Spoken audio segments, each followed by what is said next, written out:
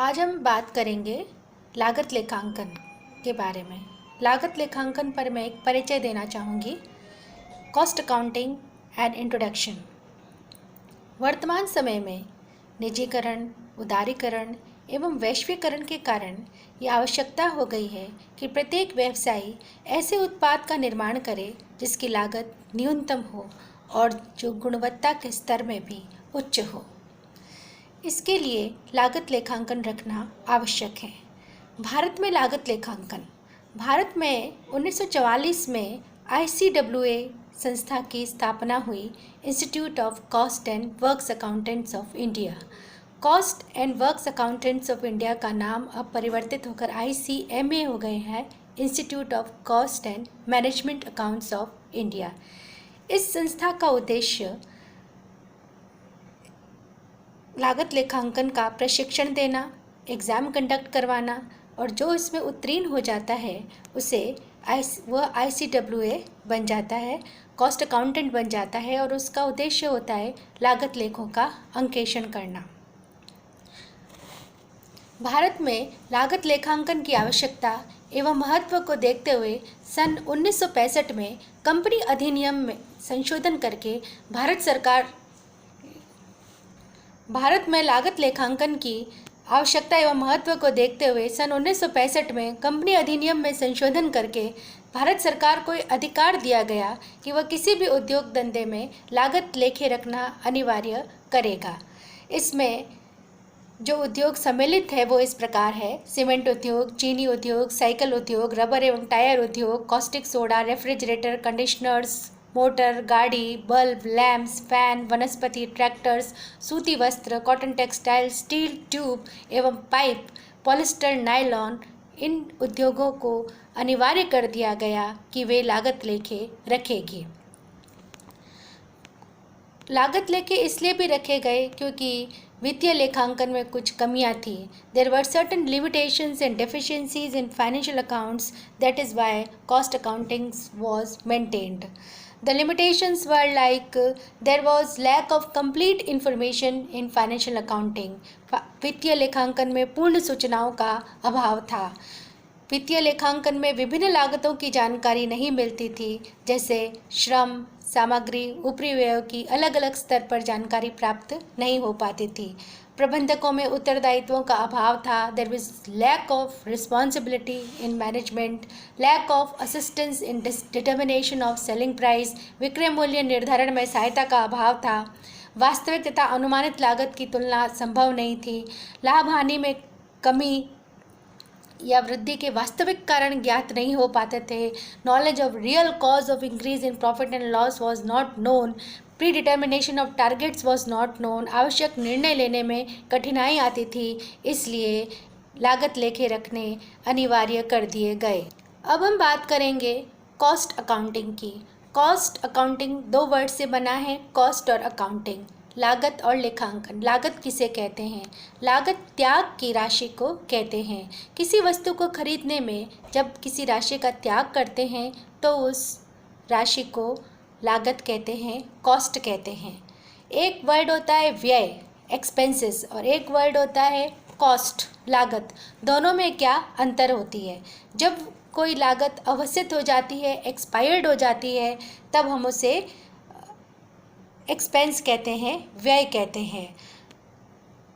अर्थात जब किसी सुविधा या लाभ प्राप्त होने के पश्चात उसकी लागत मान्य हो जाती है और तब हम उसे लेखा कर देते हैं, तब वो एक्सपायर्ड कॉस्ट हो जाती है, अवसित लागत हो जाती है। इसके विपरीत जब किसी लागत का लेखा पूर्व में ही कर लिया जाता है तो उसको असमाप्त लागत कहते हैं, उसको लागत कहते हैं। दूसरा वर्ड आता है लागत निर्धारण, परिव्यांकन, कॉस्टिंग। कॉस्टिंग किसे कहते हैं? नाउ लागत लेखांकन का उद्देश्य होता है किसी वस्तु या सेवा की लागत ज्ञात करना। तो लागत निर्धारण अथवा परिव्यांकन लागत ज्ञात करने की एक तकनीक एवं प्रक्रिया है। इसको हम कॉस्ट और कॉस्टिंग में अंतर स्थापित करते हुए हम ये कह सकते हैं कि लागत ज्ञात करने की प्रक्रिया को हम कहेंगे कॉस्टिंग या लागत निर्धारण, और लागत अर्थात परिव्यय उस प्रक्रिया का निष्कर्ष है, रिजल्ट है। Costing is the process, प्रक्रिया, and cost is the result. Costing is the way or a technique to ascertain the cost of any product or service. अब हम बात करेंगे लागत लेखांकन की। लागत लेखांकन किसे कहते हैं? लागत लेखांकन एवं परिव्यय लेखांकन का आशय व्ययों का इस प्रकार वर्गीकरण, आलेखन तथा उचित अनुभाजन करने से है जो उत्पादित वस्तु एवं सेवा की लागत निश्चित करने में प्रबंधकों के मार्ग को प्रदर्शन एवं नियंत्रण हेतु उचित एवं क्रमबद्ध संबंधों को प्रस्तुत कर सके। इसके अंतर्गत प्रत्येक आदेश, उपकार्य, ठेका, प्रक्रिया, इकाई की लागत मालूम करना भी सम्मिलित होता है। इसमें उत्पादन, विक्रय तथा वितरणों की लागत का भी अध्ययन किया जाता है। इसके बाद एक व्यापक शब्द आता है लागत लेखा शास्त्र, कॉस्ट अकाउंटेंसी। लागत लेखा शास्त्र एक व्यापक विषय है, it is a broad concept. लागत नियंत्रण एवं लाभप्रदता के लिए निर्धारित एक विज्ञान, कला एवं व्यवहार है।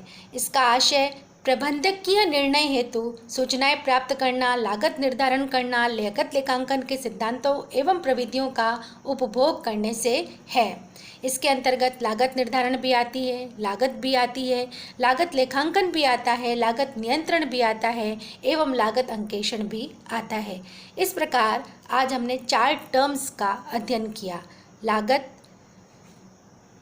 परिव्यांकन, लागत मीन्स कॉस्ट, परिव्यांकन मीन्स कॉस्टिंग, लागत लेखांकन कॉस्ट अकाउंटिंग और लागत लेखा शास्त्र कॉस्ट अकाउंटेंसी। अब हम बात करेंगे लागत लेखांकन के उद्देश्यों की, ऑब्जेक्ट्स ऑफ कॉस्ट अकाउंटिंग।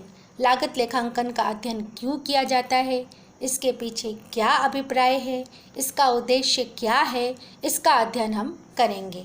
लागत लेखांकन का जो प्रथम उद्देश्य है वह है किसी भी वस्तु या सेवा की कुल लागत ज्ञात करना एवं प्रति इकाई लागत ज्ञात करना।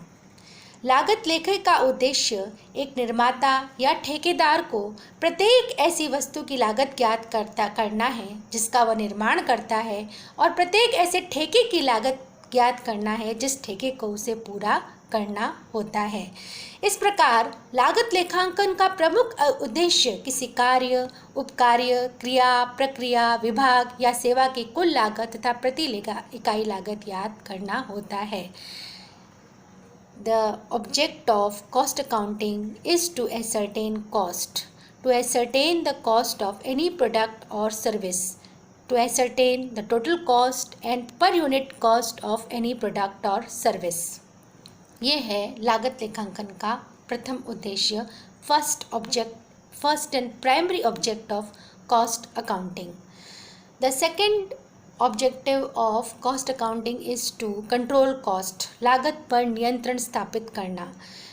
अगर हमें न्यूनतम लागत पर वस्तु का उत्पादन करना है, अधिक लाभ अर्जित करना है, तो हमें सभी प्रकार के लागतों पर नियंत्रण स्थापित करना होगा।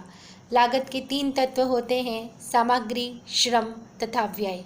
इन तीनों पर नियंत्रण स्थापित करना होता है ताकि वह अधिक मात्रा में न हो, इन पर ताकि अपव्यय नहीं हो, क्षति नहीं हो, हानियाँ नहीं हो, उन पर नियंत्रण कैसे स्थापित किया जाए, उत्पादन तथा प्रबंध के दोषों को कैसे दूर किया जाए, उसमें कैसे कमी लाई जाए, श्रमिकों तथा मशीनों की कार्यक्षमता में कैसे वृद्धि की जाए, प्रत्येक विभाग की कार्यकुशलता का तुलनात्मक अध्ययन किया जाए तथा कुल लागत को प्रमाप लागत के समकक्ष प्राप्त किया जाए। ये लागत लेखांकन का दूसरा उद्देश्य है, to control cost, to control material cost, to control labour cost and to control expenses और overheads, and then only we will be able to minimize the total cost of the product and we will be able to earn more and more profits. The third object of cost accounting is to determine selling price or we can say tender price, tender मूल्य का निर्धारण करना। The first objective is to ascertain total cost of a product and then we add certain percentage of profit that we want to earn. When we add profit, we get selling price. When we add, जब हम लागत में profit percentage add करते हैं तो हमारे पास विक्रय मूल्य आ जाता है। सो लागत लेखांकन का उद्देश्य उत्पादित वस्तु का विक्रय मूल्य एवं टेंडर मूल्य ज्ञात करना भी है। लागत लेखांकन द्वारा लागत एवं व्ययों से संबंधित ऐसी सूचनाएं प्रदान की जाती है जिनके आधार पर उत्पादित वस्तु का अनुमानित टेंडर मूल्य ज्ञात किया जाता है। लागत लेखांकन का चौथा उद्देश्य है नीति निर्धारण हेतु आधार प्रदान करना, to provide basis for decision making. लागत लेखांकन द्वारा जो सूचनाएं दी जाती है, जो समंक दिए जाते हैं, उनके आधार पर प्रबंधक कई प्रकार के निर्णय लेते हैं, जैसे किसी हानिप्रद विभाग को बंद करना, किसी लाभप्रद विभाग को आगे बढ़ाना, किसी सामग्री को क्रय करना या उसे उसी संस्थान में उत्पादित किया जाए, टू मेक और buy decision, to stop any unit or to extend any profitable unit. All these decisions are taken under cost accounting. लागत लेखांकन का पांचवा उद्देश्य है वित्तीय एवं अन्य विवरणों के निर्माण में सहायता प्रदान करना, to provide help for preparation of financial and other statements. Many statements are made in financial accounts like P&L account, cash flow statements, fund flow statements, balance sheet, and for all these statements, these cost accountants provide the information. The data is taken for their help and these statements are prepared. लागत लेखांकन का एक महत्वपूर्ण उद्देश्य है कि प्रबंधकों द्वारा मांगने पर आवश्यक दस्तावेज प्रस्तुत करना। वित्तीय लेखे तो वर्ष में एक बार तैयार किए जाते हैं या ज़्यादा से ज़्यादा 2 बार तैयार किए जाते हैं, उनकी पूर्ति हर समय संभव नहीं हो सकती, परंतु लागत लेखे हैं वो दैनिक आधार पर, मासिक आधार पर तैयार किए जाते हैं और इनका जो परिणाम है वो बार बार ज्ञात होता है। तो लागत लेखों का उपयोग हम अन्य विवरण पत्र बनाने में कर सकते हैं। छठा उद्देश्य है वैधानिक अनिवार्यता की पूर्ति। अभी मैंने आपको बताया था कि 1965 में केंद्र सरकार द्वारा एक आदेश पारित किया गया जिसमें कंपनी अधिनियम के अंतर्गत कुछ उद्योगों द्वारा लागत लेखे रखना अनिवार्य कर दिया गया। अतः वैधानिक अनिवार्यता की पूर्ति के लिए भी लागत लेखे रखना अनिवार्य है। इस प्रकार लागत लेखांकन के 6 उद्देश्य है। पहला उद्देश्य है टू एसरटेन कॉस्ट, लागतें ज्ञात करना। दूसरा उद्देश्य है टू कंट्रोल कॉस्ट, लागतों पर नियंत्रण स्थापित करना। तीसरा उद्देश्य है टू डिटरमाइन टेंडर प्राइस और सेलिंग प्राइस, विक्रय मूल्य का निर्धारण करना। चौथा उद्देश्य है नीति निर्धारण में सहायता करना, to help in the decision making. पांचवा उद्देश्य है वित्तीय एवं अन्य विवरणों के बनाने में सहायता प्रदान करना, to provide help for preparation of financial and other statements. और छठा एवं अंतिम है वैधानिक अनिवार्यता की पूर्ति, कंप्लायंस ऑफ स्टैट्यूटरी रिक्वायरमेंट्स। वैधानिक अनिवार्यता की पूर्ति के लिए भी लागत लेखे रखे जाते हैं। अब हम बात करेंगे लागत लेखांकन की विधियों की। Methods of cost accounting, methods of costing और कॉस्ट असर्टेनमेंट, और वी कैन से लागत निर्धारण या लागत ज्ञात करने की रीतियाँ। पहली और महत्वपूर्ण रीति है इकाई लागत लेखांकन, सिंगल आउटपुट और यूनिट कॉस्टिंग, जहाँ वस्तु निर्माण का कार्य निरंतर चालू रहता है और समान प्रकार की वस्तुओं का निर्माण किया जाता है और जो उत्पादन है वह ज़्यादा मात्रा में, अधिक मात्रा में किया जाता है, वहाँ पर इकाई लागत लेखांकन का प्रयोग किया जाता है।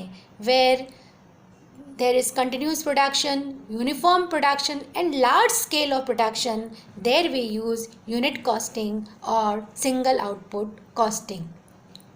For this we make cost sheet और statement of cost for ascertainment of total cost and per unit cost.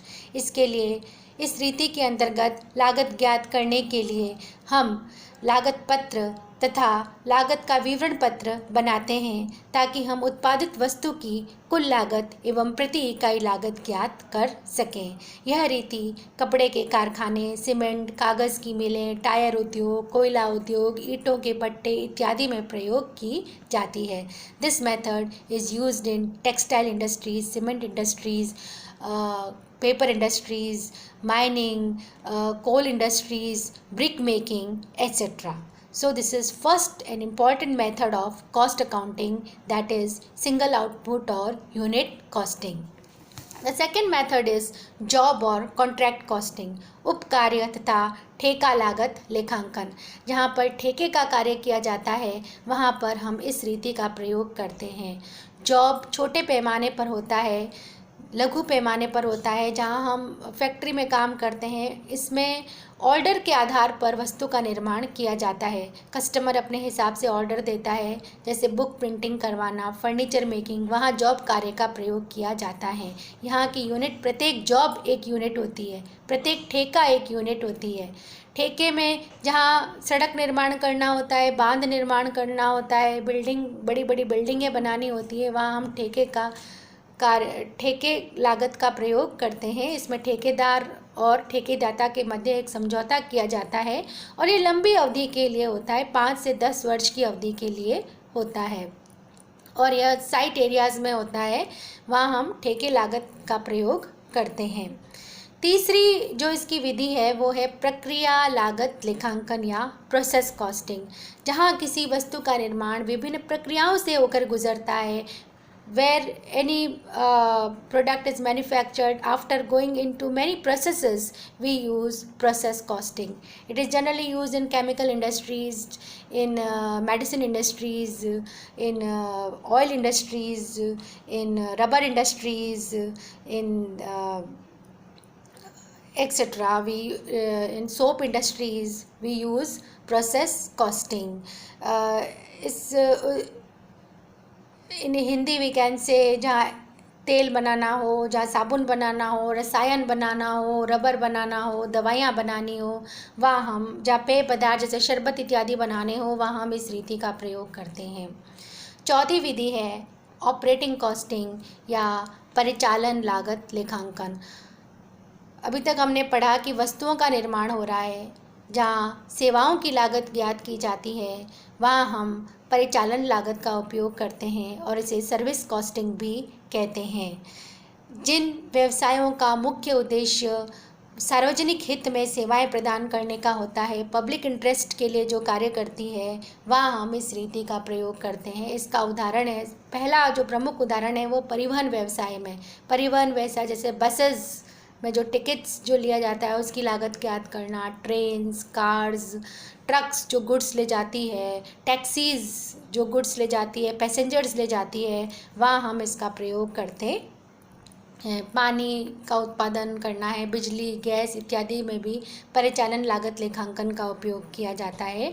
Hotel में, सिनेमा में, रेस्टोरेंट्स में, अस्पतालों में हम ऑपरेटिंग कॉस्टिंग का प्रयोग करते हैं। ये जो 4 विधियां आपको बताई है, ये हम विस्तृत रूप से अपने चैप्टर्स में पढ़ेंगे। इनके प्रैक्टिकल क्वेश्चंस भी होंगे और ब्रॉडर फॉर्म में पढ़ेंगे।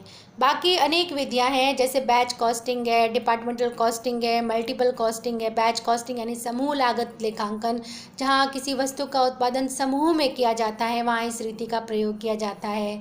डिपार्टमेंटल कॉस्टिंग विभागीय लागत लेखांकन, जहाँ विभिन्न विभागों की लागत व्यय का अलग अलग ज्ञात करना होता है, वहाँ हम इस रीति का प्रयोग करते हैं। उसके बाद होती है मल्टीपल और कॉम्पोजिट कॉस्टिंग, बहुसंख्यक व मिश्रित लागत लेखांकन।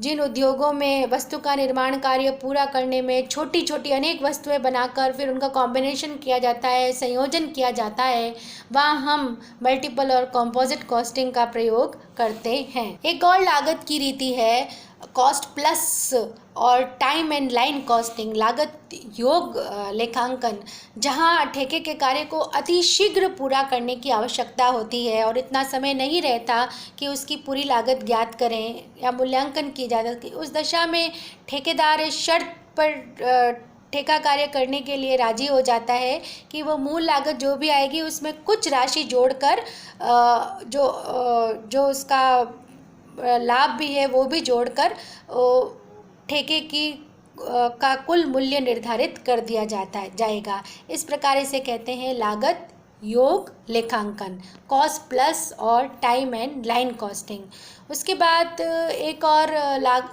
रीति आती है, वो है लक्ष्य लागत लेखांकन, टारगेट कॉस्टिंग। यह रीति प्रमुख रूप से सरकारी निर्माण कार्य में प्रयोग ली जाती है। इस रीति में जो अनुभवी व्यक्ति होता है, अपने अनुभवों से, जो विशेषज्ञ होता है, से परामर्श से पहले ही संभावित लागत का अनुमान कर लिया जाता है, इसीलिए इसे कहते हैं लक्ष्य लागत लेखांकन। इस लक्ष्य लागत निकालने के पश्चात इसमें निर्धारित जो भी निश्चित प्रतिशत से जो लाभ होता है वो उसमें जोड़ दिया जाता है, ताकि ठेकेदार को कुछ लाभ भी प्राप्त हो सके। इस प्रकार आज हमने पढ़ी लागत लेखांकन की प्रमुख रीतियाँ: इकाई लागत लेखांकन, प्रक्रिया लागत लेखांकन, ठेका लागत, उपकार्य लागत,